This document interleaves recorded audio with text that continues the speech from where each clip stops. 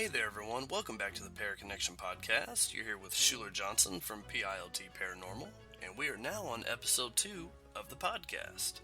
So today we'll be speaking clairvoyance with our special guest, Kayley Dobbs. So Kayley believes herself to be a sensitive, which for those of you out there that may not know what that is, in the paranormal world, a sensitive is like a medium, a psychic, an empath, basically someone who can detect spiritual and not physical world things. So Kayley reached out to our team via our website and basically sent us a message wanting to speak about the paranormal and what it's like to be a sensitive. So throughout our discussions, we finally came to a conclusion just to make a podcast episode about it and kind of just put it all out there for ourselves and for people like you listening. So with that being said, let's go ahead and jump into that call that I made with Kayley and speak a little bit about what it's like to have clairvoyance in this physical world that we live in. Kayley, how are you doing? I'm doing well. How about yourself? Awesome. I'm doing pretty good for the most part. As I was talking about a little earlier, I'm kind of sick. So if I sound a little nasally or congested, I apologize to you and all of the listeners that are listening right now. I'm sure they'll forgive you. I hope so, man. Yeah, it's just, it's starting to get pretty cold over here in Indiana. And it kind of hit us out of the blue, which I'm sure you're aware of that. It was like 85 like a week ago. Oh my gosh, it was like 90. Yeah. You know, and then it just hits us to like 39, and well, here I am. I don't know about you or everyone else in Indiana, but it's smacked me really bad. Yeah, I think it's affecting everybody around here. Because when you go from like that much of a change real quickly, like there's no avoiding it. It's not. It's really not, especially if you're going from hot to cold, and then you have your heater on or you got a fan on. It's a mess, and that's also how you can create the paranormal. I'm thinking about tuberculosis, but that's a little morbid, so I won't jump into that. Anyways, on to the paranormal. So Kayley, as you know, I'm a part of the paranormal team, PILT Paranormal, and I think that's why you wanted to reach out to us, because we love the paranormal. A nice simple fact. So when you think about the paranormal, we've talked a lot with our team to other people on a couple other podcasts about what we think the paranormal's about. There's a lot to it, but let's try to go to the basics here. When you think of the word paranormal, what do you think about specifically? What's the first thing that hits your mind? Well, obviously ghosts, spirits. If you ask me to associate a word, that would be the first thing that would pop up.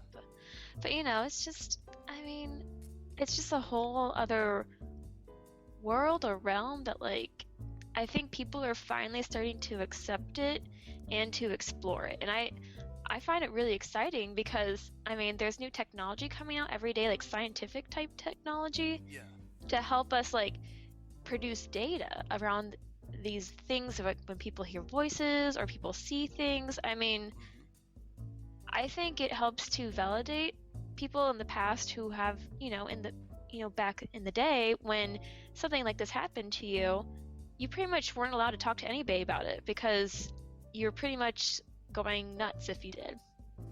Exactly. They'd throw you in a loony bin, or they would call witchcraft on you, or something of the sort, And like you're saying, when it comes to the scientific technology, I think it's not only great that we can prove that there's something spiritual or, outside of this physical world, but it's kind of taking the physical world and the spiritual world and putting them on the same plane.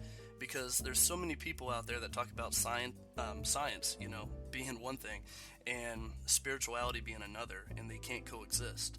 Well, from my personal experience, and obviously from the things that you have learned and, seen, that's kind of false.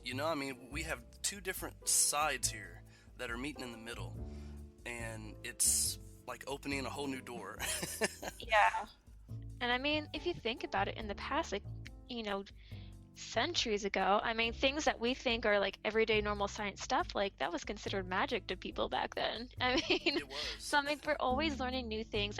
There's still so much that we don't know about the world and just the galaxy and life in general. It can go on and on. And so, to completely close the door to anything spiritual, whether it's God or spirits or even satanic type stuff, it's why close your mind to that type of information? Because like we haven't proved that it doesn't exist, and I mean that's kind of impossible to prove something doesn't exist, and obviously people are proving every day that something does exist out there, like ghost wise. Exactly.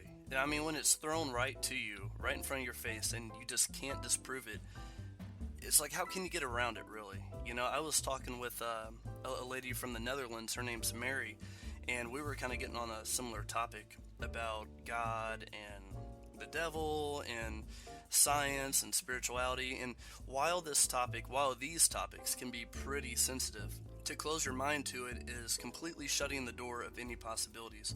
I mean, even if you don't want to look at this stuff in detail, going to work, going home, going out to eat, I mean, there are so many things around you that correlate with the spiritual realm or some type of, not just physical world. I don't know, it's difficult to put it into words, but you just can't get away from it, is what I'm trying to get at. Like you're saying, I mean, when you can't disprove something, there's always a possibility of being able to prove it. But when you can't prove something, there's also the possibility of disproving. And it's a vicious cycle. It's a very vicious cycle, you know, and I think that's what makes it so great to get out there and actually put yourself in this environment, this no man's land, no pun intended, by the way, you know, to get out there and it's like, what's going to happen? And I think that's what's exciting about paranormal investigation is like, it's a whole new frontier. I mean, you know, call it the final frontier if you want, minus space. You know,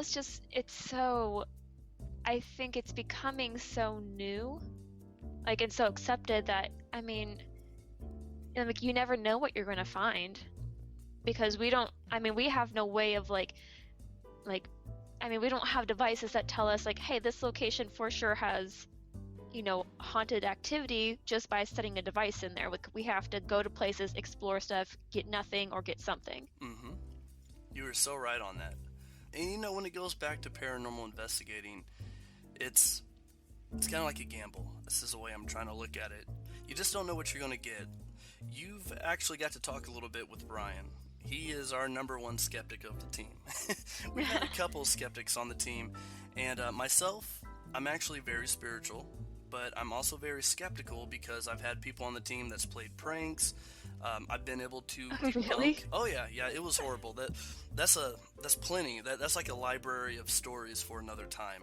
I could run on about that. We've had some pranksters, no longer on the team, but you know, there's also been times where we had to debunk a location and we were actually able to prove that this location's not haunted and there's something actually logical going on, like people are hearing screams. Well, it's actually coyotes or it's owls, which are very scary, by the way, the coyotes. Oh, yes, they are. I've heard them before. Yes, ma'am. So have you been up close to coyotes? I know we're getting off topic, but I'm curious.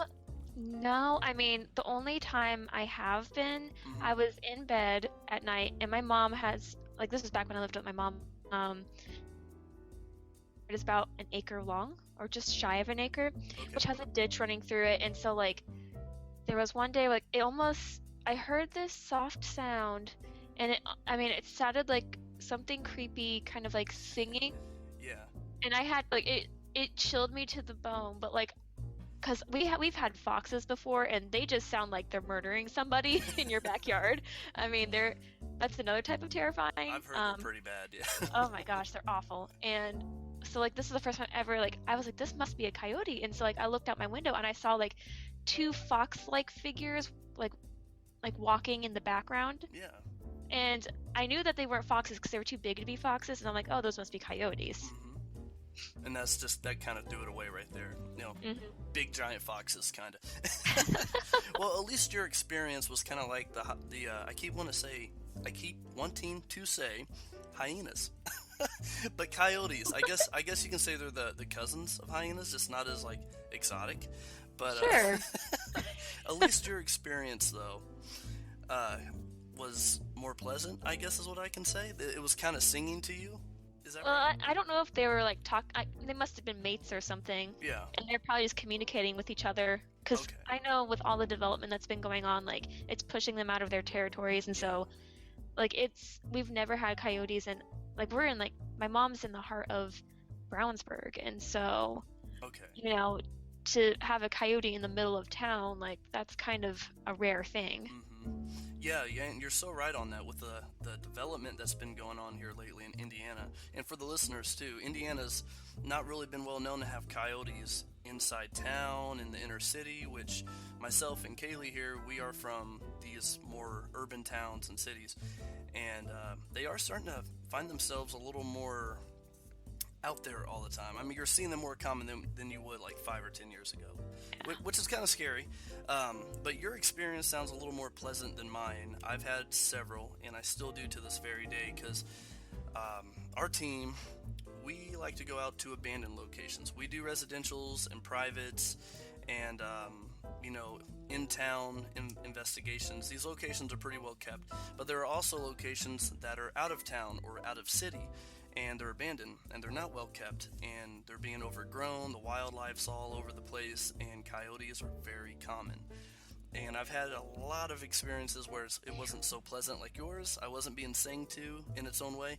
They were howling, and they sounded a little territorial, and if not hungry. But, luckily that night we were able to keep our distance away from them, and vice versa. But Yeah. anyways, coyotes and paranormal investigating, if you go to abandoned locations, they do kind of fit one-on-one. So even though we're off topic, it's a very common thing. That's good. I wouldn't have thought of that, because Yeah. I haven't, like, I know you and I have just briefly met recently, and so like I haven't been on any investigations with you guys yet, and so I mean I never even thought about that, the fact that like you're in the countryside. Oh yeah. There could be snakes anywhere, spiders. I can't wait for that. Oh yes ma'am, Kayley. When it comes to when you're going to these out of city or abandoned locations, if you will, yeah, you're gonna find a lot of that stuff out there. And in the past 2 years that we've been expanding out from Indianapolis, all over north, east, southwest, we have found a lot of coyote activity. Like seriously. Yeah, it's pretty crazy. So for other investigators out there, new or old, whether or not you know this information, please be safe. Be aware of coyotes. They're not known to be vicious like lions and tigers, but they still can be a little mean. So I'm not taking the chance. We are always prepared to run. But anyways, I'm not going to lie. I've totally lost my track of thought here from where we started with the coyotes. It's okay. It happens to me all the time. It's okay. Yeah, we'll figure it out. But jumping back to the paranormal, let's see. So paranormal basics, there's so much to it. So we were talking about a little of how science and spirituality can kind of come together. So let's talk about the old times. That's always intrigued me. You talk about having the ability to communicate or maybe see or have a sensation of knowing that a spirit's around you. Well, way back when, 1800s, 1700s, even the early 1900s, people would look at you like you're crazy. And that's not necessarily a compliment. That's more or less of a really bad thing for your future, because a lot of the time people would be thrown into jail, they would be put into a mental institution, told that they were a witch or a warlock. So what's your opinions on this, on how the times changed from then and now, Kayley? I mean, obviously a lot has changed, but... Yeah, and I think that has something to do with, technology has caught up with us in that realm per se, to allow us, like I said, to record our findings, as you will, bring that scientific process into these investigations, as opposed to just being going off of hearsay. Yeah. And just hoping that someone believes you. I've seen multiple investigations on TV, mind you, because that's pretty much my only outlet. Is they'll bring a medium in with the investigative team, and will appear on a different device, stuff like that. And so I think that's very validating. That's one way I feel like it's kind of opened the mindset for that. And for people to openly say hey, I can see ghosts, or I'm a medium, I've always been this way. And people are a little bit more accepting. I find I've only recently in the past year have started owning it and just telling people that hey, I think I'm this because this happened to me or whatever, or this has always been happening to me. And the results I get are, I've never had someone just say like, oh, you're a psycho. It's just like they're actually like insanely curious, and they ask me like 100 questions. They're like about this and that, or like, because I'm sure everybody's had these questions on their mind at some point in their life, and to have someone that's like possibly had made a connection with this stuff, like I think people are more open to sharing their ideas these days, especially like in the modern area, like with like now like people have women's rights, gay rights, all these different rights. Like it's created a culture of being open to everyone, and so I think that's another thing that's contributed to it. So when it really comes into it, do you believe that, let me rephrase my question, what do you feel has more of an impact from the past to modern day? Do you think it's technology, spirituality, or more of just humans wanting to have more rights, I guess? Because all three kind of go into place, but which one do you think was more impactful? Which, there's no right or wrong answer to this, but I'm just curious from your point of view, Kayley. For me, I think number one is technology. Because, I mean, if you've ever watched Ghost Adventures... I do, and I get a lot of crap for it. Yes. Back in the good old days when they were fun to watch, there's the famous video of them catching a full-body apparition walking across the screen, and I think that just, like, made them famous, and, like, everyone, like, went nuts, I feel like. And, and so it's one of those things, like, people want visual proof that this is happening, and because there's so many liars out there. It's like there's so many things to like so much false information that people tell you on a daily basis, not in regards to spiritual, just in general, that like people are taking everything with a grain of salt. Like they're like, I need proof, and we are finally able to start showing proof, or at least data. No, you're so right on that, Kayley. I mean, when it comes to it, especially a topic like this, it's very valuable to have proof.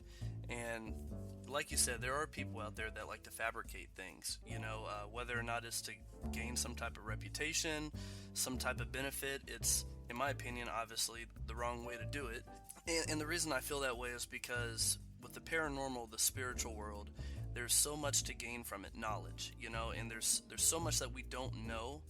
It's really something that people shouldn't play with, not just on a dangerous aspect, but like I go back with the pranksters I've had on my team. When you're there trying to validate something and prove something really exists that's been up in the air for so many hundreds of years, it makes it more difficult to actually get to that point of like, look, this is real.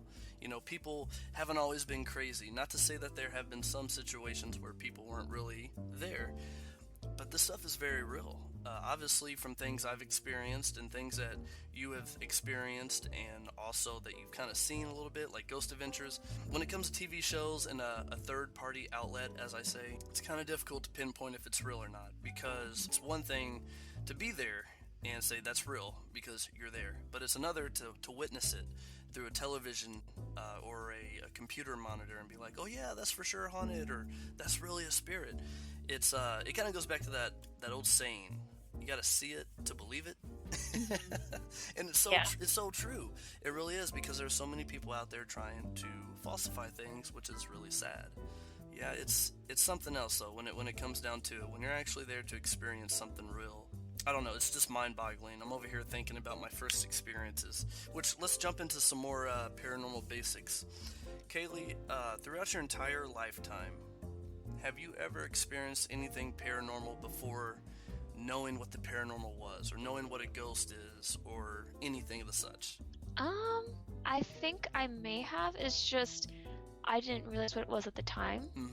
Like, I've only seen something once, and I think that's just because like I choose not to see things, because I don't want to see like a decapitated person in front of me. I mean, like, you can actually choose to not see something. Like, that's the thing, is like, I mean, I've learned from other mediums that like you can turn it off. Like, you could tell them to go away, like, because you need a little vacay for a while. But like when I was growing up as a kid, like, like if I was playing in my room, like at times it felt like there might be something watching me, but it like there was nothing bad about it. I treated it like I was pretending to impress whoever was there.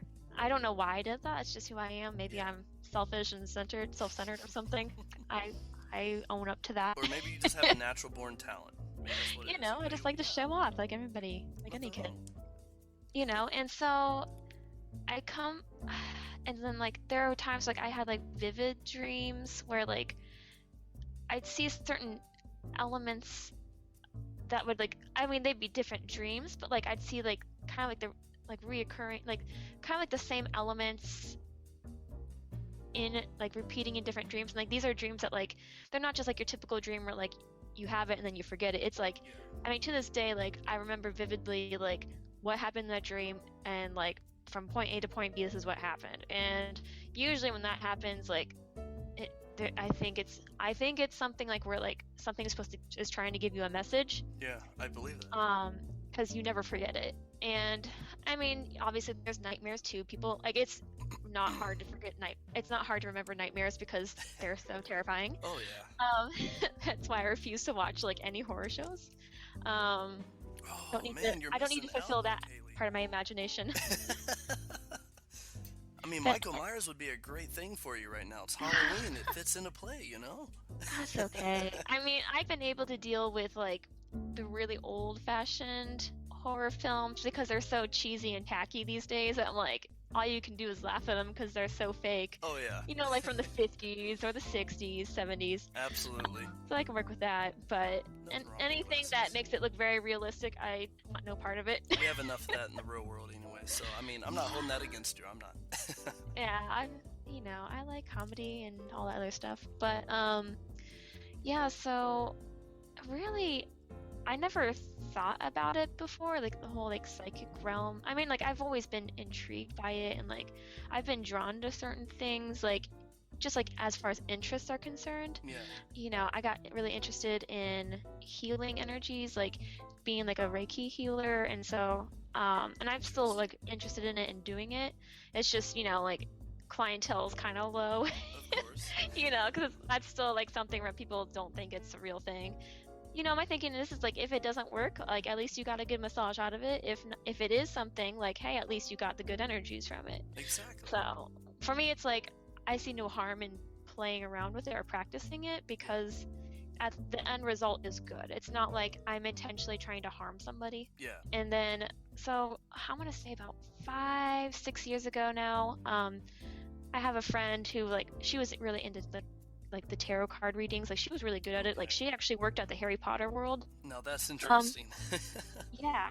And so she and I, like in her family, we would go to the New Age people, and it's a place, it's like a metaphysical place that you can go to, a store in Indianapolis. Okay. And so, over there you can get psychic readings and like other things like that. And so that's when I got my first psychic reading, and like the very first thing that comes out of the guy's mouth was like, he's like, I'm reminded of an author I've read once. He like had written about his autobiography and about this guy who grew up not realizing he was a psychic.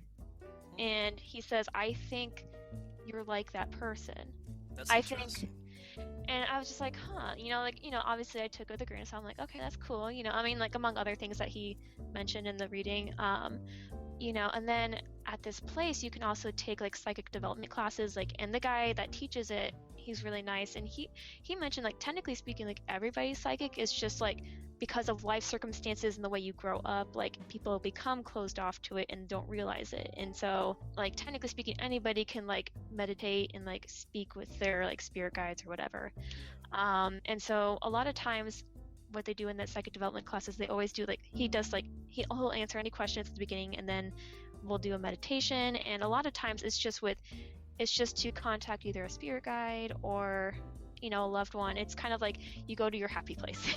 Like that's the short way of saying it. Like you go to a higher up happy place, and it's different for everybody, and it's supposed to give you a chance to communicate with anybody in a safe space, because you want to be careful of like evil and negative spirits. And so Absolutely. when you meditate, you you envision yourself rising up, like whether you're going up a staircase, like a celestial staircase, or just like some kind of ascension in the sense of like you're not like on the earth or whatever. So like that way you're more in like a celestial type plane and it's supposed to kind of protect you from the evil stuff getting in or something.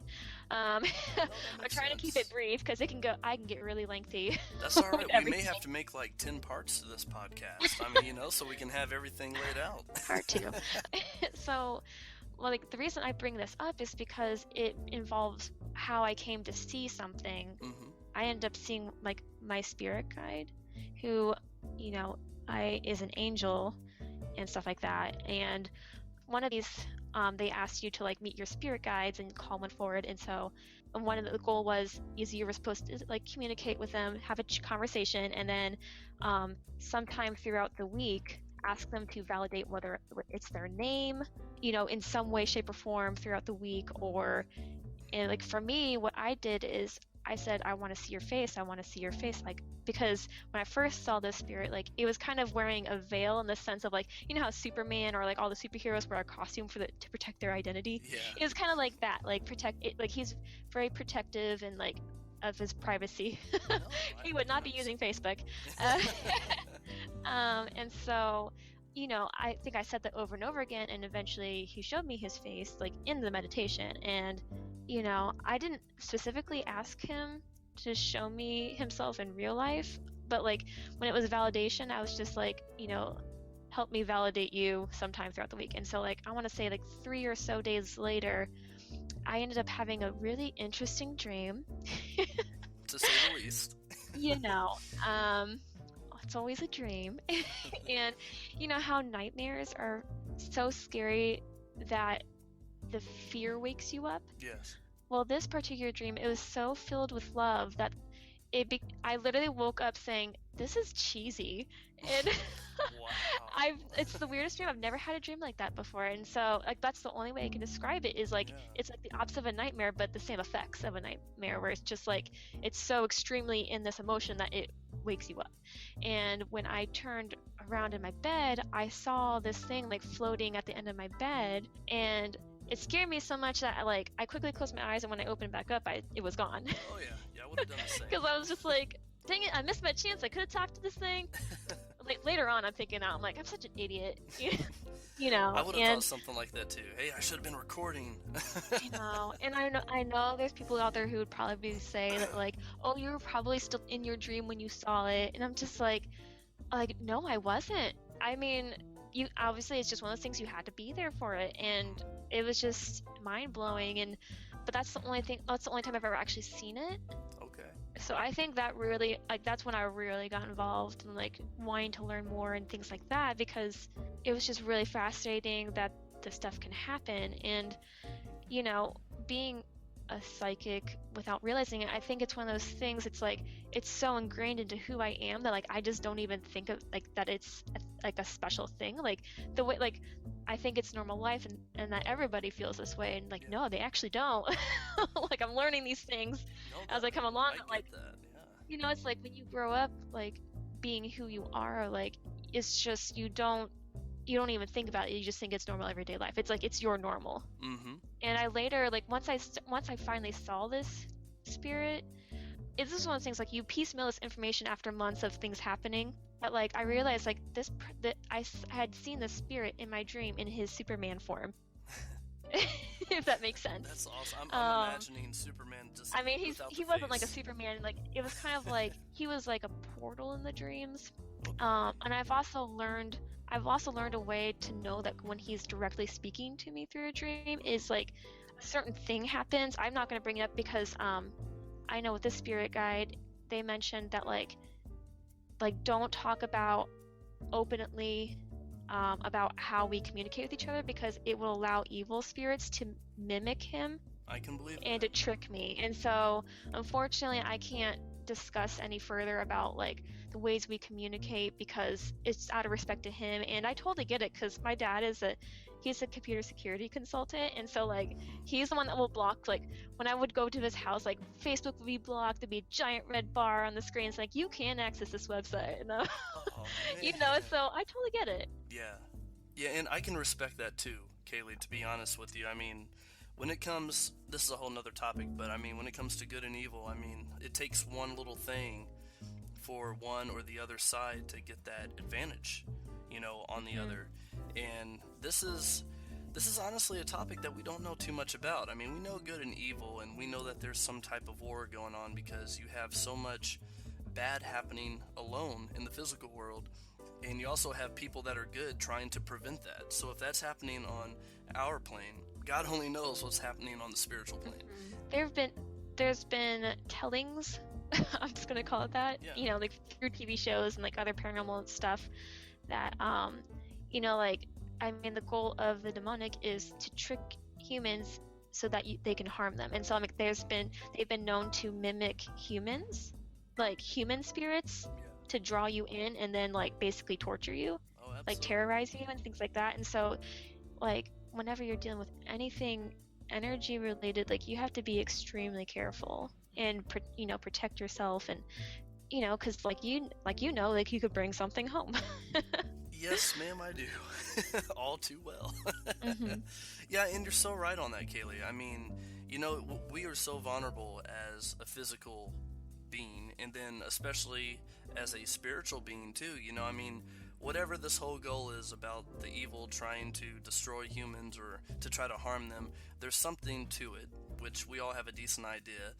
But how true it is, all the details, we don't have all that right now. But there's obviously a greater agenda. To say the least, I respect everything that you said about the things that you can't share with us. And I feel so much sincerity coming from you that I can believe you just by talking to you right now over this call. Honestly, Oh, thanks. and I mean that, and it's obviously helped me over the years, and you're very welcome.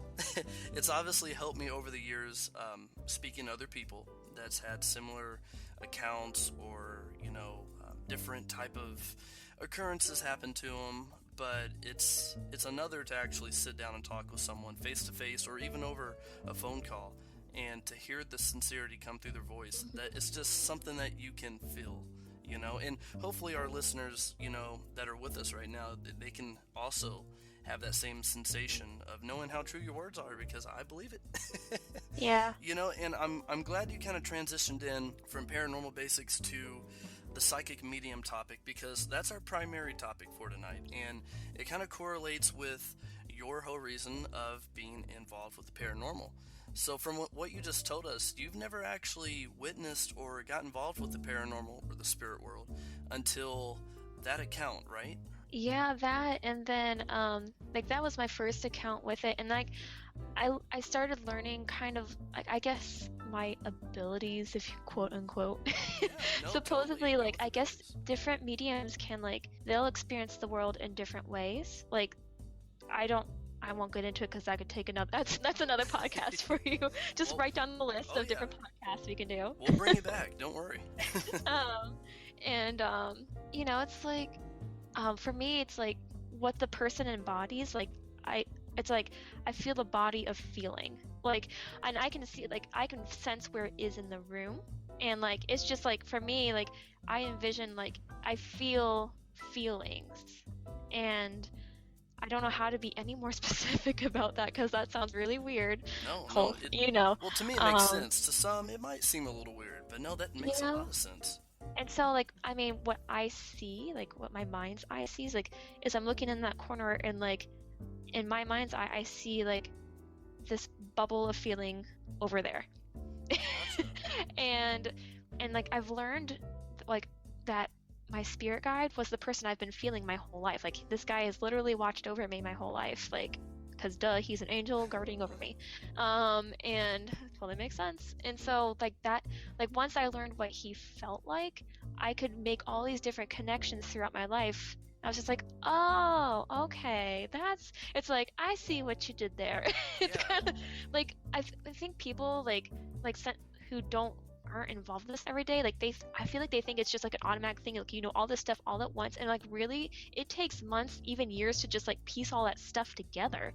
Like, like when you watch those shows, like if you watch any paranormal shows of like people being haunted, and they talk about, like 3 months later, this happened to me. It's like, why didn't you leave the moment something first happened? It's because, it was the first time it happened. Like, people are skeptics too. And so it's like, it takes time for you to kind of like collect that evidence for yourself. It does. To kind of be like, oh, I think this is what's happening. But let's keep seeing what goes on. I know, right? Yeah, they want to see a pattern first. It's like, yeah. I mean, and I can understand that. If you're in a home and it takes a lot of money to move out, find another home, that's one thing. But I mean, if you have the ability to leave after something really weird and creepy and just abnormal happened, I personally would jump on it. Even as a paranormal investigator, I love this stuff, but to live with it, that's on a whole nother level. And that's for a whole nother podcast. Of course. Add that to your list. Kayley, you are so right. Like, you are touching some really good topics here because it's the absolute truth. It comes down to skepticism and proof and understanding and time, because when you don't have that pattern, or you're not for sure or promised the given of what it is, I mean, it's just something that you kind of have to learn on your own. Yeah. And I mean, like, you're dealing with something you literally cannot see. Like, you're basing it upon feelings. And so it's like, obviously you're going to reach with some skepticism. It's not like you're in class where they're like, okay, this word means this because we said so. And you just say, okay. Like, no, like, you gotta do some investigating about it. Yeah. And so that was the first experience. My second experience. Okay, before you go, I have a quick question for you. How long ago did this happen? How old were you with this very first experience? Very first? Oh, I mean, I was an adult. Like, okay. I mean, like I said. So it's pretty recent. About like 5, 6, 7 years ago. I mean, I was out of college, and it was like, that was when I had my first psychic reading, and like within that year or the next year, like that's when I had the actual experience of seeing this thing. You just made another question pop into my mind. So so you said about 6 years ago. So we're talking 2012? Yeah, something like that. Like. So what exactly made you want to get a psychic reading? Obviously the fascination. I know, like, and like my friend's family is a bit more on the metaphysical side, like. Like, they're really open to that. Like, the grandmother is, like, Native American, and, I mean, like, it's a whole family affair. Like, we all went, and, like, this has been my friend since, like, childhood. So, it's like, I mean, like I said, this has always been kind of, like, a fascination with me, but it's, like, since I finally had a friend to go with, like, it's one of those things, it's, like, you want to check it out, but you're afraid people are going to find out you're looking at it. Yeah. And so I think that's what held me back all these years. And so it was the fact that my friend brought me. Awesome. Kayley, I'm sure from the first time that you got to talk with me and the whole team all together, I love Origin. And when it comes to it, I've got to know the beginning of everything if possible. And you just helped me with that, and I feel so good now. You're welcome. So you've always had a little interest on this stuff, but you just didn't want to get involved with it. And then you and a friend, early 20 teens, finally got a psychic reading. And then shortly after that, that's when you started to have these experiences. Mostly, like, what happened is I started taking psychic development classes. Okay. Because, like, at New Age People, it's, like, $10 per class. Mm-hmm. And it was really fun. Like, I thoroughly enjoyed it. So, yeah. I mean, that's what spurred on. Okay. The event that happened. Well, I believe it all happened for a reason, and obviously a good reason. I'm glad that you went along with it. That's great. Yeah, me too. So, Kayley, along with this psychic medium topic, which is awesome because there's so much to it, it's so different, but it's so real at the same time, Well, what's your second encounter that you're talking about here? That was actually, this was when I first met my husband. He was living in a bachelor pad house with some other guys. He was cute, I was cute, the whole typical how you meet kind of story. Make a movie out of it. I found myself hanging out at his place like every day because I was crazy. And the way I would leave at night, like when everybody's ready to go to bed, like I would leave, and the way I would leave is through the garage, like from the kitchen. So because there was 2 ways out of the house, like the back way, like there were 2 doors from the kitchen, but one of the doors was like right next to one of the guys' rooms. And so like apparently he was a light sleeper, and so I tried my best to not go that way out of respect to him. And so I would go through like the garage, and so I would open the door to the garage, and just like adjacent to that door was the door to the outside. So it's kind of like you make like a 90-degree turn and you go outside. Gotcha. But you'd have to physically enter the garage to leave. And so because of that, like I couldn't tell you time anymore, like whether it was a few weeks or if it took me a month to start realizing this, but like it just felt like there was something on the opposite end of the garage. Because keep in mind, this is when I didn't quite know myself yet in the realms of psychic stuff. Like I didn't realize like, oh, like I see things through feelings. Like this is what affirmed that was this experience. Was just like before that I'd only had experience with like what I like to nickname celestial spirits. That's like my broadened term for anything spiritual that's like a spirit guide or stuff like that. And I'll go into like what that kind of feels like. But this is my first experience like meeting like a human spirit. Gotcha. And so like I didn't know what I was looking at because like while it kind of felt the same experience as what I get with like celestial beings, like it felt like 10 times duller. And so I was just like, am I just making this up? I'm like I'm like, what's this? It's like so like I think for like the first few weeks I probably just kind of like, it's one of those things like I just kind of push it to the back of my mind. I'm like, okay, like let's maybe it's just nothing. And so I just kept on going. And so for whatever, like it's just weird because like after a while, like when I'd go through the garage, it felt like there was like this overturned bucket over there, like those giant buckets like made of plastic or whatever. Yeah. And it just always felt, I started getting this feeling that like it was like this man kind of like just sitting on it, like with his head in his hands, just like despair, like didn't know what to do, like he was like he wanted to do something but he didn't know how to do it. Just contemplating. Yeah, just like he was at a loss, like a lot of us are in life. And I don't know, for some reason I decided to stand there, look at that corner and say hello one night. I just said hello and I looked at that corner for like, I want to say like 3 seconds, and then out of nowhere I felt like this huge rush of feeling like right next to my face, and I like it literally felt like the words like, you can see me. And like if anyone has ever experienced paranormal, you don't act like a normal rational person in that moment. What I did is I was frozen in fear for like about 2 or 3 seconds, and then I ran out that door to my car and I left.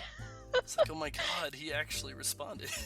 And it's one of those things where it's like you hear it, like you don't literally hear a voice next to you, like at least I don't, like you hear it in your mind, with your mind. That's why it takes so much time to piecemeal this stuff together, is because you're not sure if you're just making this up. Yeah. But I mean, like I think this spirit realized it scared me, and so it was very respectful after that moment. When I came back, it's like I really didn't want to go through the garage, and so that's when I started going through the other door. Or like if I had to go through the garage, I would make it very quick. So you know what? I'll give you space, and I'll have my own space. And so, it's like it was really weird. And so, after a few nights, like I started feeling like, this person was at least a man, and maybe he had some kind of dark hair, like this is stuff that comes to you like days later after you're like down from the shock of like something happening to you.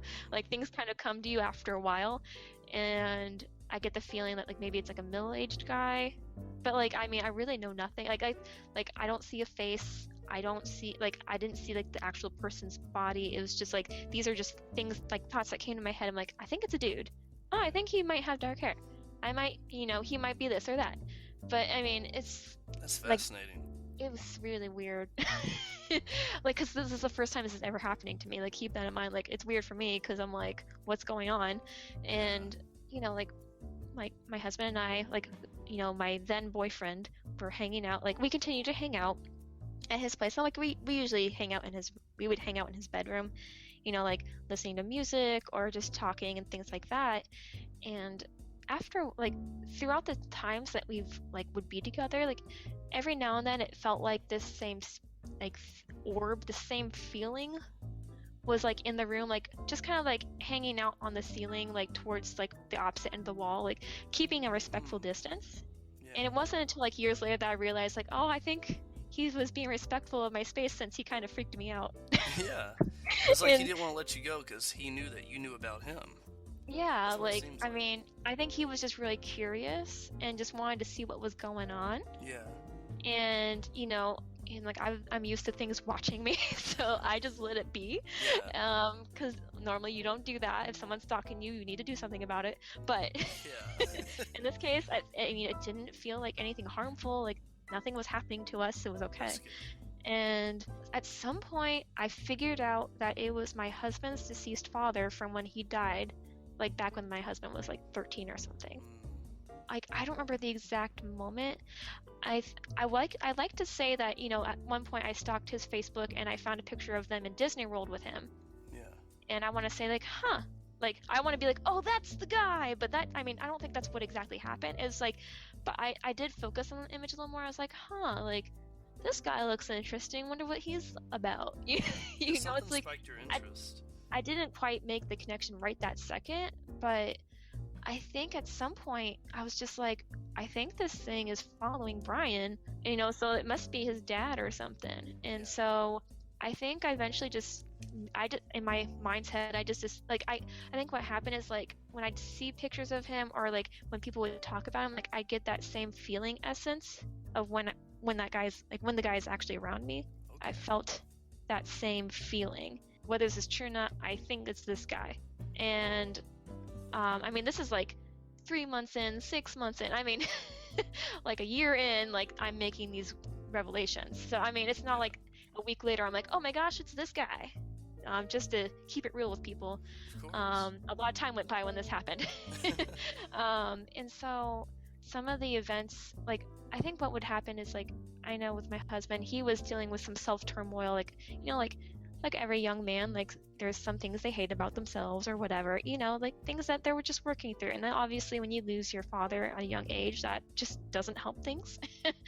And, you know, so there are things he was working through. And there were times where I felt like the spirit was talking to me, like trying to give him advice. And so instead of just saying like, I think you should do this, I'd be like, I think you're, like sometimes I would say like, you know, I bet your father would say this to you. Because I didn't want to tell him like, hey, your dad's right here and he's saying this right now, because that just freak anybody out. And so like I was trying to give him some credit, like the ghost some credit, but like that these aren't my actual words or like. But I mean, for the most part, I would, you know, I'd have to like play it cool and just be like, hey, like just give him advice. You know, things go on. At one point, we were with his family. We were celebrating. It was October, and we were celebrating Halloween, Thanksgiving, and Christmas in one day because his oldest brother married a Canadian. They live up in Canada, so we call them the Canadians. And they come down to visit like twice a year. I know, like once every 2 years or so. And so, and so when the Canadians come, it's a big thing, and you do all 3 holidays at once. And hey man, so 3 birds, 1 stone. yeah, and so after we'd carved pumpkins, we were decorating the Christmas tree, and his mom is remarried, and like Mary and Dad makes some kind of joke towards Brian, like, you know, like kind of like, oh, that's just because you're stupid, you know, but like we all knew it was a joke. You know, it was like, how do I explain it? Like, you know, like he wasn't actually being mean, and like we all knew it was a joke, but like there was this like well of anger behind me, and like for the briefest of moments, it felt like my mouth got taken over, and it was like the words "No, he's not" came like shouting out of my mouth, and like I was honestly shocked by it, and everyone was like frozen and shocked by it for like 2 seconds. Goodness. And like Brian, like my husband, came up to me and he said like, Kayley, it's okay, it was just a joke. And I was like, I knew that, and I just went back to what I was doing, because I'm just like, I can't just say what just happened, because then they're gonna think I'm a psycho. And because like I was even laughing before those words came out of my mouth, like I knew it was a joke. And I think like he briefly, I think after a while, like after I came down from that trauma, you know, I was starting to think like maybe that was him using me to say those words. Wow, that's something else, Kayley. Yeah, like, and it never happened again. Just that one time. Just that one time, and you know, I don't know if he was just being protective of him. Yeah, you know, like all dads are. Of course. I don't know, and so that was interesting. And then eventually, you know, life continues onward, and then you know, it's the week of our wedding, and my husband mentions a dream he had that week, and basically, you know, he was fishing with his dad and he was trying to make him laugh, and basically the dad said he was proud of him. And I took that as validation as like it was like shortly after that like I didn't feel him anymore. So I feel like he might have like basically I feel like he just wanted Brian to get to a good place, and then he left this earth. Wow, it's like mission accomplished. Yeah, so like I never like I didn't feel it after that anymore. Like I never thought about it again, never felt him again, until like there was one day, maybe like a couple years down the road, you know, I finally decided to admit to my husband, like, hey, so this is what's going on with me. Let me break surprise. The You take it or leave it, but I'm gonna dump this in your lap. Yeah. And cause I was like, I started getting the feeling, I was just like, I need to tell somebody that this happened, because I'm going to explode if I don't tell somebody. And, Man. And so what was it? You know, that night I explained to him that I had seen his dad, and you know, and then it was weird because like during that conversation, it felt like this like swirly vortex appeared above us. Like, I mean, obviously there wasn't literally anything there, but like in my mind's eye, I was seeing this thing kind of like, oh gosh, like one of those Disney movies where it's like a swirling cloud. You know, get as stereotypical as you want, but I mean, it was like, I think I was like, that was a moment I was feeling him again. But I think I was feeling him from like, let's say heaven. Let's just throw that out there. You know, like basically because he had moved on. And so this is him coming back to give more information. And like basically I like through my tears and my crying, because we're both crying at this point.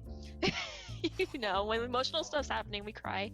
Emotions are serious. You know, I told him, it's like, you know, I think like he felt so, you know, and these words are just coming out of my mouth. Like, I mean, I don't have enough time to like even process what's coming out of my mouth. It's just coming out of my mouth. And I tell him, you know, he felt so guilty for leaving you when you were so young that he wanted to stick around to make sure you turned out okay, you know? And so, you know, that makes him cry more, that makes me cry more.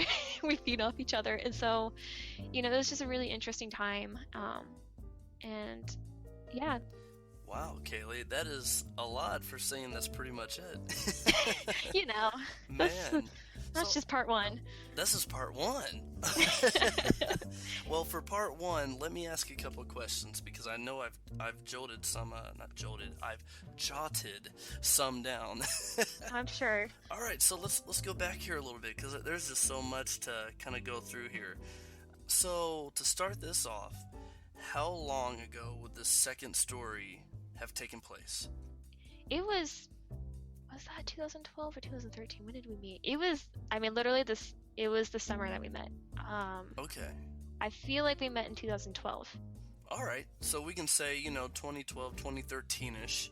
So it wasn't too far after your first experience. No, then, right? like literally, like okay. It was like the moment that the moment I first like met him, we first had our conversation, like our first conversation with each other, was almost shy of my year anniversary of my first psychic reading. Wow, that's something else. Yeah, because so like you started something and it just kept going. Yeah, because like basically when I had my psychic reading, it was my birthday weekend, and because I got like a discount because it was my birthday. Nice. Hey, I can't argue that. You know, that's the only reason I can keep track of all this. I mean, we're still in the physical world, so I mean, discounts are still welcome. So you know it. Got $1 off ice cream at Kroger the other week, so that made me very happy. That is awesome, dude. I mean, seriously, especially for ice cream. I mean, that's a big deal anymore. I don't think it ever was, but you know, back to it. So it was shortly after your first encounter, and then let's see. Second question I remember wanting to ask you is, when you say celestial beings, what are we talking about specifically? Are we talking about like higher up humans, kind of like popes or reverends, or are we talking about non-human entities altogether? Non-human entities, like, I mean, like angels? The way, yeah, angels. Gosh, I can't think of any, like, because I have other, like, supposedly according to my psychic development teacher guy, everybody's supposed to have like 7 spirit guides, and they do different things. Like, you have a master guide who's like your overall guide, then you have like, you know, a doctor guide, a whatever guide, protector guide. I've never really looked that much into it, but I've met a few of them. Yeah. Like in my meditations, like for example, like I've met like one of my spirit guides is like, I don't know if she's like a pixie or a fairy, But she comes out and like I can feel her when she'll sit on my shoulder. Like I'll feel this essence on my shoulder, and it's like it's when I'm about to say a comment that's like really funny and witty. Yeah. So and like I feel so proud of myself for saying it or something. Wow, it sounds really dumb, but she's the one that likes to have fun and be really witty and stuff like that, and she'll kind of draw it out of me or something. That's nice. So yeah, and so influence then, would you say, Kayley? What'd you say? Would you say it's kind of like a spiritual influence, like they kind of guide you on how to be in the mood, and Yeah, and so I mean, I allow these spirits to kind of influence me because they're there for me. Yeah, it's positive. And you know, like I know, especially with my master guide, like whenever you feel called to do something, it's usually because a spirit is guiding you to do it. Yeah. Like, hey, you need to get off your butt today and go do something instead of watch TV for 12 hours. You're not like lying. I think it's time to listen. And so for me, it's like whenever I'll feel this thing well up and like behind me and just like come over like a tidal wave, and these words come out of my mouth in the sense of like not prophetic words because that's dumb, but along the lines of like I must be changing this person's life. Like they're probably gonna remember me yelling at them or saying something to them for the rest of their lives. Who knows? It's inspirational. Inspirational. That's a good word. Good job. Thank you. I'm a very visual person, so my words are not the greatest. I will admit that now. Oh, I'm the same. I always tell people if I could speak in pictures, I would. Oh, that'd be great. It'd be so easy. You could bring Bob Ross back, man, with words, I mean, I'm the same way. I'm sure you've kind of heard me a couple times. I stutter a lot, and it's really difficult, especially when you're trying to do a podcast. Mm-hmm. But when I get overly excited, I have to, like, calm myself down. I'm like, all right, Schuler, deep, slow breaths, or else I'm going to come out here going, I'm going to sound like a car trying to start during the winter months, and I just can't help that. But like just you were blame saying, it on the cold. Exactly. We'll just blame it on the cold. I work like a car during the winter months, but pictures for words would be very helpful in our situation. I agree with you on that, Kayley. Mm-hmm. But that's a very interesting interpretation of celestial beings. That's wow. Yeah, and I totally forgot to mention this is like the reason why I couldn't tell that I was looking at a human spirit was because I'm so like the way a celestial spirit feels is like there's some awe and wonder to it. So like a sensation, would you say? I guess. And forgive me if you hear my cat meowing in the background. He has decided that I must play with him. Oh, you're fine. No, cats are So if you start hearing them chirping, it's what's going on. He's found me. You're okay. Anyway, so I don't. It's hard to explain because it's what I'm used to feeling, and it's like so it's actually weird for me to feel a human spirit because I've literally only met one. Like if I've met another one, I was completely oblivious to it because I literally probably didn't feel them. And it's just like the only way I can explain the difference is like a human spirit, like while they kind of have that same like I feel or feeling essence, it's just like blank. It's like duller. It's not like there's no awe to it. And so I think that's why I question what I was feeling, because I'm just like, is this even a thing? Yeah. Because like normally there's some twinkling to it, or there's some type of odd sensation that you just can't make words for. And I've never met an evil spirit as far as I know, so I mean, nice. I don't know what they feel like yet, but I'm sure I'll know when I see it. Oh yeah, you will most definitely know. But let's kind of hope and pray here that you won't have to deal with that, Kayley, if you don't have to. And if you do, you seem like a person that's well structured spiritually, and you're not the type that's going to jump out there and be like, hey, take my energy, and provoke them at the same time. Like somebody I know on our team, Jordan Childs. But Jordan, I love you, so don't worry, man. But we're judging you, so it's okay. Yeah, it's fair judgment. But no, I feel like you would be in a very safe environment if you were on investigation with us and we came across something like that. But most definitely, you would know when you come across something demonic or just evil. Even a human evil spirit, it's totally different. It's very overwhelming. Yeah. Yeah, it's something. I'm a little worried, but I'm going to take precautions and hopefully, like that's the thing is you're not going to know if anything works until you get there. Absolutely. You're so But we'll do our best. Well, Kayley, if this is any reassurance, our team has been investigating since 2011, and the last time that I can officially, honestly, and comfortably say that I've encountered a demonic or evil entity would have to be the year of 2013, the end of 2013. So like November, December, and since then I haven't experienced anything like that since, which is very good, very nice, because we've been investigating plenty of times since, and we haven't encountered anything like that. So Well, hopefully, I feel like Indiana is kind of a safe place to do paranormal investigations because I feel like not much has happened around here in the past century or two.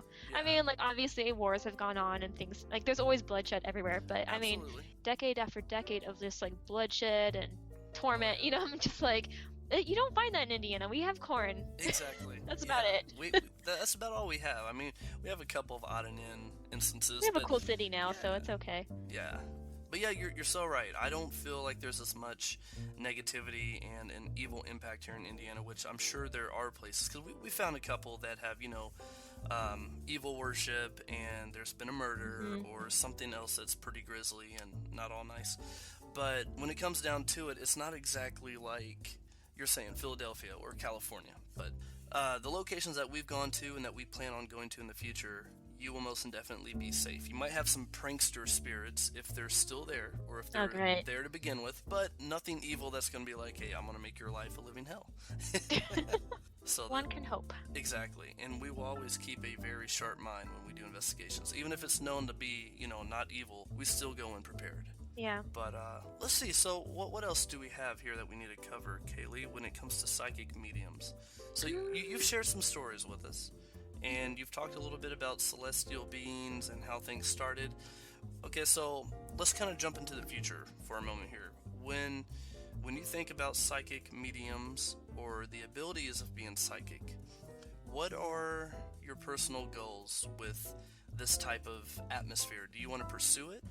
Or do you want to try to, forget it and be quote-unquote normal and not deal with it? Or can you elaborate a little bit? That'd just be boring. It would be boring, yeah. I mean, it's like, you got this kick butt special. It's like, why not use your special move every now and then? Exactly. Video game reference, I guess. I love it. Video games are beautiful. I've been told that I'm a healer by multiple people. So like, in my meditations in my psychic development class, the way you feel things, be like, I always feel it in my hands first, and he's like, oh, that's because you're a healer, darling, it's okay. And wow. It's like, and I get that. Like, I have a cousin and aunt who they practice like pranic healing, I think it's called. I haven't heard of that. I don't know if it's pranic healing, but basically laying your hands on somebody and basically you just work out the knots in their system. Okay. And I mean, like, all energy healing is basically that way. Yeah. I practiced Reiki. I'm supposedly a level 2 Reiki person. Nice. I guess there's 3 different levels. I really don't know. And I feel like I'm doing stuff. I've kind of gone out in the past year just because of life and other reasons. Like, not because I potentially wanted to get out, but just because other things have come along, like buying a house. Oh, yeah. Like, that takes up a lot of your time. Being human. Being human, yes, takes up a lot of your time. And but like, just recently, like, I think this month really did it for me, because on Travel Channel right now, it's just like they're bringing out all their ghost shows. Like, they're like, all paranormal all the time, the whole month of October. I'm like, yay! I was super excited because I really haven't watched a paranormal show in like since I met my husband, because it all involves cable, and I didn't have cable, and I didn't think like, oh, maybe I can go stream this somewhere, because I don't get that far. And so when I decided to switch to Travel Channel about a few weeks ago, they were announcing that like October is like Ghosttober month, and I was like, oh yes. And so it just really got me thinking. It's like, I really want to do an investigation. Like, I really want to, like, I helped this one spirit, like, I want to help others as well. Like, my main goal would be to help them cross over, because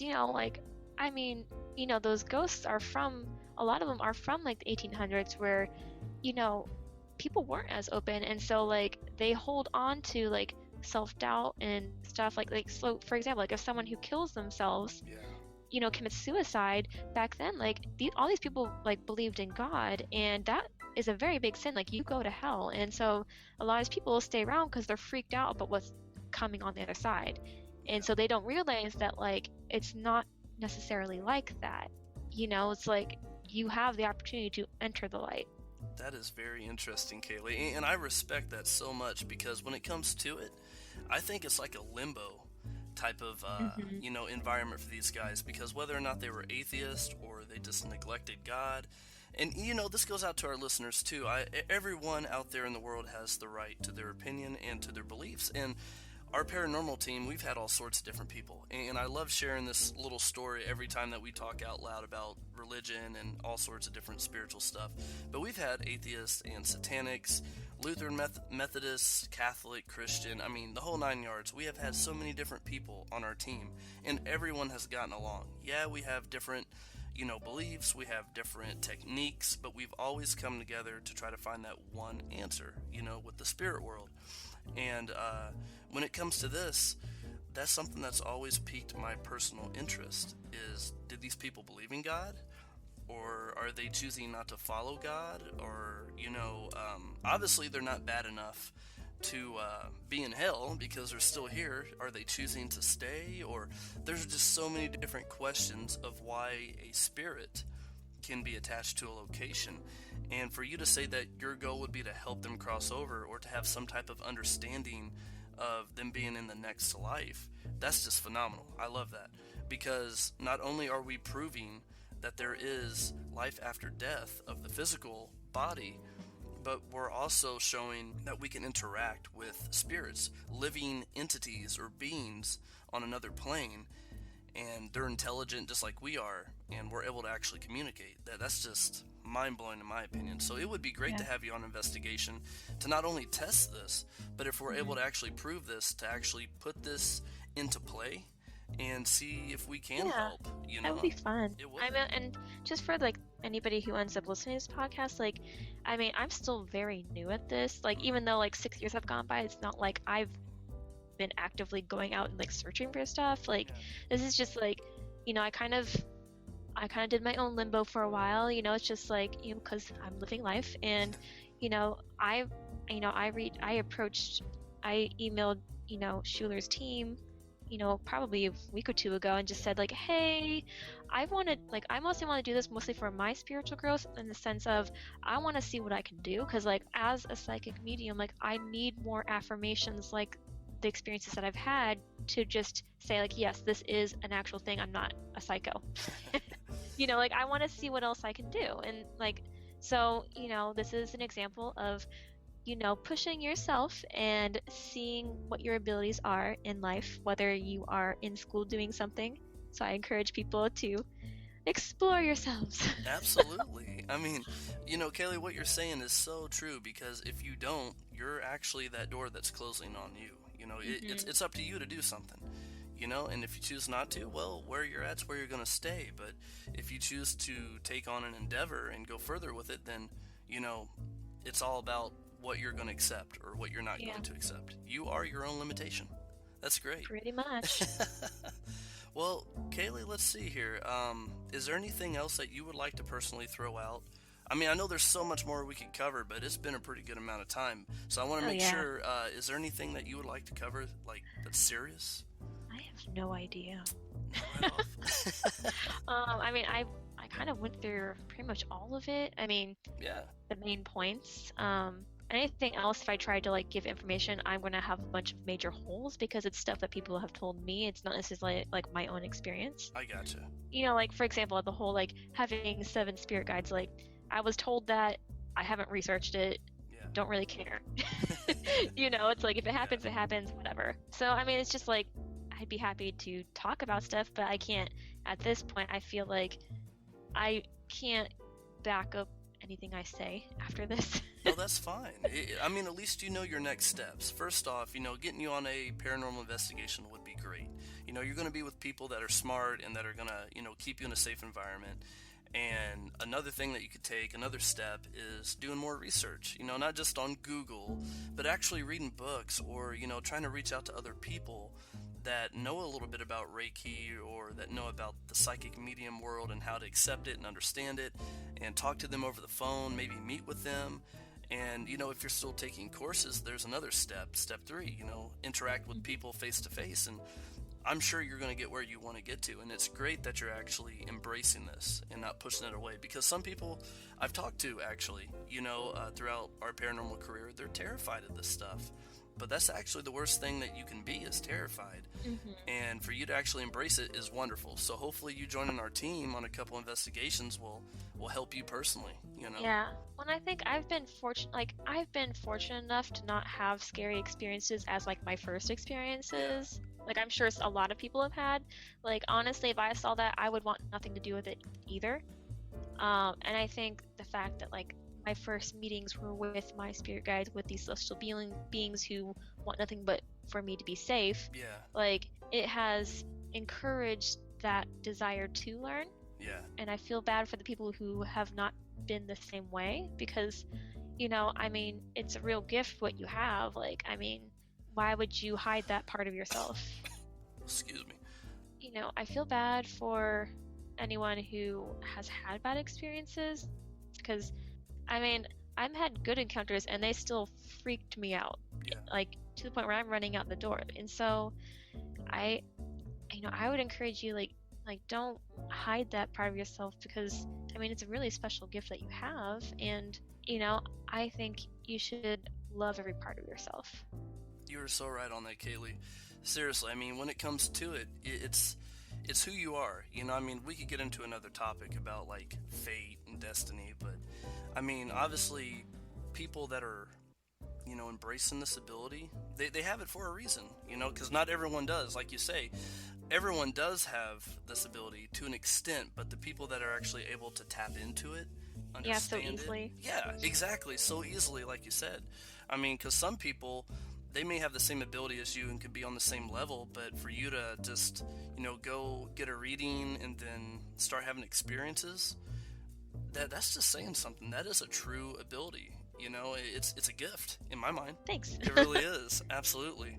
So, I think you covered a lot of these topics with psychic mediums on a really good end. I know there's a lot more we could go on with it, but just so we don't jump too far ahead of the game here, I would love to get you back on the podcast and kind of continue on with things that maybe you've learned since we last spoke. And, also more detail that maybe we forgot to cover or that you've learned from your research over the time. But one last question I have for tonight's podcast is, in the state of Indiana, is there a location that's allegedly haunted that you've wanted to visit or that's really spiked your interest? I don't know of any, which is why I think that's why I'm relying on the paranormal team to find that out for me. We've got your back.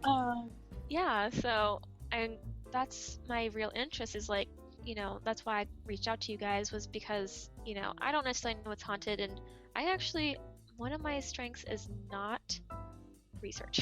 If you know what I mean. That's right. If someone could do the research for me, I would pay them $1 million to do it all day long, because I have no interest in research. Like, something as little as like when I was doing my, Engaged, I'm like, I made my bridesmaid do all the research for like my photographer and other. He was a very nice maid of honor. So. Well, luckily for you, we're great at doing research, and we're for hire. We need $1 million, so let us know. No, I'm just kidding. When I have $1 million, I will let you know. Hey, that sounds like a deal to me. We'll get this down to writing too. No, I'm just kidding. Oh gosh. But no, seriously, in all honesty, when you get to meet us, Kayley, we're very open to guests. Like anyone here in the state of Indiana that's listening or that knows our team, we are very open to having guests on the team. We may not do it weekly, but we do investigations weekly, but to have a guest on, we can try to do every other week. And we try to do our investigations from May to November. And we have a great time having guests on because we have unbiased opinions, we have new experiences, we have all sorts of new stuff, different techniques and beliefs. It really helps us in what we're trying to do, is find that answer of the unknown. So when you work with us, what I'm trying to get at here is we're going to help you do research, show you how, and hopefully what we show you can kind of help you tap in on how to research your own stuff for like Reiki or psychic medium development, to do on your own so you don't have to rely on other people. And, maybe one night you'll be bored or you really want to try to learn some more and there's no one around, and it's like, hey, you know what? I know where to jump to. Yeah, that'd be pretty cool. Heck yeah. Yeah, because I think it'd be really interesting to see where this goes, because I personally believe I'm not entirely psychic. I feel I'm sensitive to some things, but I don't know how to Like you're not actively communicating with them. Exactly. I don't know how to control it or have a pattern to understand what I'm doing or where the power's coming from. But I do feel some surges sometimes, and I'm like, this just doesn't feel like a normal human feeling. It's like, this is weird. But as we spoke about, it's one thing to talk about it. It's another thing to actually experience it or even go through it, and I don't know. It all comes with development and research, and we will have plenty of that in the future. And Kayley, Yes. I am looking extremely forward, our whole team is, to having you on the team and doing an investigation. I am both excited and very nervous because I'm It's going to be the okay. person who feels something and then I just run away and leave you guys in the dust. Well, the worst thing you can do is run away, because that's going to show fear. And when it comes to paranormal investigations or even being in a environment, you don't want to show fear, because some things will feed off that. Whether or not they're pranksters or evil, but don't worry, you're going to be in good hands and we'll be safe. And the places that we're going to go to throughout the rest of this year for 2018 is actually going to be pretty safe and nice. That's good. So, not too much to worry about. It might get creepy, but Baby steps. nothing dangerous. But yes, baby steps are important too. Well, Kayley, thank you for coming on once again for tonight and talking about psychic mediums and paranormal basics, and I really hope you're still looking forward to our investigation in the future. Don't be too nervous. I'm more than ready. Okay, awesome. Well, thank you once again, and Kayley, you have a wonderful evening. You too. All right. Bye. Man, I have to say, this was a pretty good podcast. Shout out to Kayley for being so strong and embracing this quote-unquote gift that you have, because I'm sure some people might look at it as like a curse. Others might actually see it as a gift. Myself, personally, I'm a little indifferent on it because I do love the paranormal. I'm a paranormal investigator, but knowing that there might be a chance that I'm going to have to deal with the paranormal and not know it, and it just kind of comes to me, I'm not really all that comfortable with it. So, again, shout out to you for being the MVP and dealing with the paranormal on a whole nother level. I have to say, I have learned quite a lot from speaking with Kayley, and I've really opened up my mind and my eyes to a whole bunch of new things. So again, shout out to you, Kayley. Thank you for being an awesome guest, and thank you for sharing all your experiences that you did with us and being so comfortable with everything. Having people like you on the podcast is what makes podcasts so awesome. And also, people like you makes the whole paranormal community another awesome thing too. So I have to say, this episode was pretty good. It was unique, it was different, and it had a really good approach I think everyone can kind of take in and really benefit from. Alright, so we're going to do our good old run-throughs here. If you guys have any suggestions, comments, compliments, or you have a story you want to share with us, or possibly even get on the podcast yourself, the best and only way to go ahead and do that is through our Facebook, Instagram, website, or even here through our podcast outlets. Don't be shy, we love you guys and we would love to hear from you, so go ahead and do that as soon as possible, and let's see what we can work out and get going.